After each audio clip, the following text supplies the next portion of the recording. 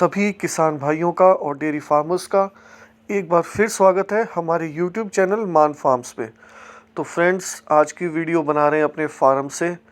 इस टाइम जो हमारा सामने साइलेज डाला हुआ है, तो जो लड़के काम कर रहे हैं वो साइलेज निकाल के ला रहे हैं बाहर। साइलेज लगभग ख़त्म हो गया था, तो सुबह शाम ये साइलेज निकालने का प्रोसेस रहता है। ये आप सारी हीफर्स देख सकते हैं जिनकी काल्विंग हो चुकी है और जिनकी काल्विंग अभी होनी भी है। तो मेनली फ्रेंड्स, आज के वीडियो में जो हम फोकस करेंगे वो करेंगे, एक तो हम कौन सा नया हरा चारा विंटर के लिए बोने जा रहे हैं, और जब हमारा चारा चेंज होता है तो उसके साथ हमें फीड में क्या क्या चेंज करना होता है, क्योंकि आप जो सेम फीड है वो नहीं रख सकते हो हर चारे के लिए। तो ये देखिए, मैं आपको बता रहा था जैसे कि ये वो प्रोसेस है साइलेज निकालने का। आपको इसको प्रॉपरली कवर करके रखना है। जितना आपने साइलेज निकालना है उतना आप निकालिए, और उसके बाद दोबारा से आप इसको ढक के रख दीजिए। तो ये जो इससे क्या होता है कि अगर आप इसको ढकोगे नहीं तो जो साइलेज होता है उसके अंदर फंगस वगैरह लग सकता है, क्योंकि जितनी ज़्यादा इसको हवा लगेगी उतना ही जल्दी ये ख़राब होगा। तो जब भी जो भी किसान भाई साइलेज डालता है वो साइलेज का रख रखाव भी बहुत अच्छे से करे, नहीं तो इसके अंदर फंगस लग सकती है, टॉक्सिसिटी आ सकती है, और जो आपके पशु हैं, एनिमल हैं, वो काफ़ी ज़्यादा बीमार हो सकते हैं। तो फ्रेंड्स, आगे चलते हैं खेत की तरफ। जैसा कि मैंने आपको बताया था कि इससे पहले इसके अंदर जितना भी ये पूरी ज़मीन है, यहाँ पर धान की फसल थी, उसकी पूरी कटाई कंप्लीट हो चुकी है। अब खेत भी तैयार है, तो पानी चल रहा है इस टाइम खेतों में।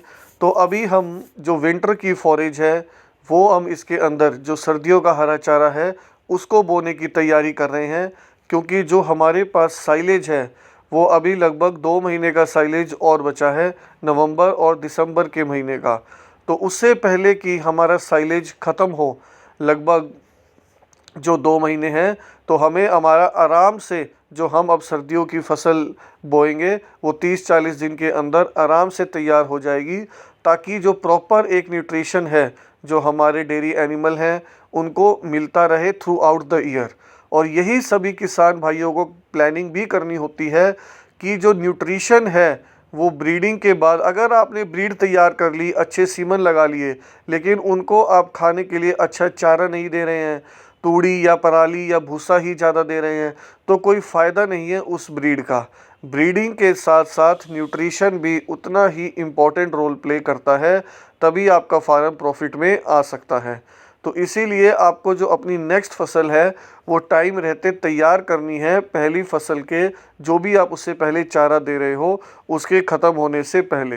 तो ये जो अब हमारा साइलेज है, जैसे अब ये लगभग 2 महीने का और बचा है, इस साल ये कंप्लीट चल जाएगा नवंबर और दिसंबर के महीने में।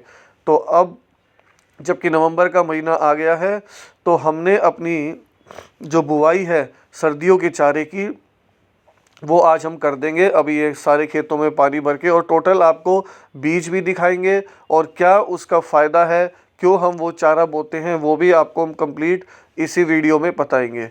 फ़िलहाल हम आपसे बात करेंगे फीड के बारे में, कि अभी हम जैसे साइलेज दे रहे हैं तो साइलेज के साथ आप क्या फीड देते हो, और अगर चारा चेंज होता है तो आपको फीड भी चेंज करना है।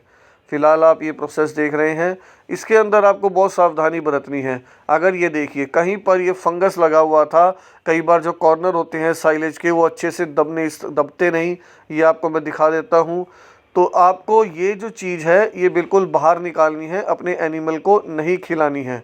ये जो फंगस वाला साइलेज होता है, कई बार जो साइड्स होती हैं वो अच्छे से प्रेस नहीं हो पाती, वहाँ से थोड़ी बहुत वेस्टेज निकल जाती है, तो उस चीज़ का आपको ध्यान रखना है। तो और उसके अलावा जो साइलेज जो आपका चारा होता है वो होता है थोड़ा हाई एनर्जी वाला।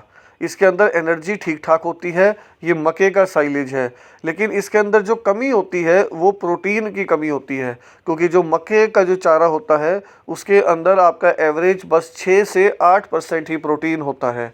तो जब भी आप इसके साथ अपना कंसंट्रेट फीड या दाना बैलेंस कर रहे हो तो उसके अंदर आपको प्रोटीन ज़्यादा रखना होता है। तो ये फ्रेंड्स है हमारा जो हम अब सर्दियों का चारा बोएंगे, आपको बिल्कुल नज़दीक से क्लियर दिखा देते हैं। ये एडवेंटा कंपनी का है, आपको बिल्कुल अच्छे से दिखाते हैं। मक्खन ग्रास इसका नाम है। हमने लास्ट ईयर भी यही उगाया था, अभी भी हम यही उगा रहे हैं। और ये जो हमारी सारी परचेज़ होती है, ये होती है डेयरी फार्मर्स एसोसिएशन है जो हरियाणा का DFA जिसके हम मेंबर हैं, उसी के थ्रू हमारी ये सारी परचेज़ होती है। बाहर अगर आप देखोगे फॉरेन कंट्रीज़ में, इसका नाम एनुअल राई ग्रास है, सर्दियों का चारा है। और ये हर एक पैकेट जो है वो आधा किलो का है, 500 ग्राम का ये पैकेट है। और 1 एकड़ में ये लगभग जो है 7 से 8 किलो के आसपास हम इसको डालेंगे, ये जो इसकी एवरेज है। और अक्टूबर के बाद से आप इसकी अक्टूबर या नवंबर किसी भी महीने में इसकी बिजाई कर सकते हैं। ये देख लीजिए, imported and marketed by Adventa enterprise limited, ये कंपनी का नाम है, साउथ इंडिया की कंपनी है। तो ये काफ़ी अच्छा इनका रिज़ल्ट आता है। काफ़ी ज़्यादा फार्मर्स जो हैं हरियाणा और पंजाब के इसकी बिजाई करते हैं अक्टूबर और नवंबर के महीने में। और इसका जो वैसे मार्केट का रेट है वो लगभग 400 सवा 400 रुपये केजी के आसपास चलता है। और ऑन एन एवरेज ये लगभग 7 किलो के आसपास 1 एकड़ में डलता है। लेकिन हमें जो एसोसिएशन है उसके थ्रू हम परचेज़ करते हैं, तो उसके अंदर हमें थोड़ा और एक्स्ट्रा डिस्काउंट भी मिल जाता है।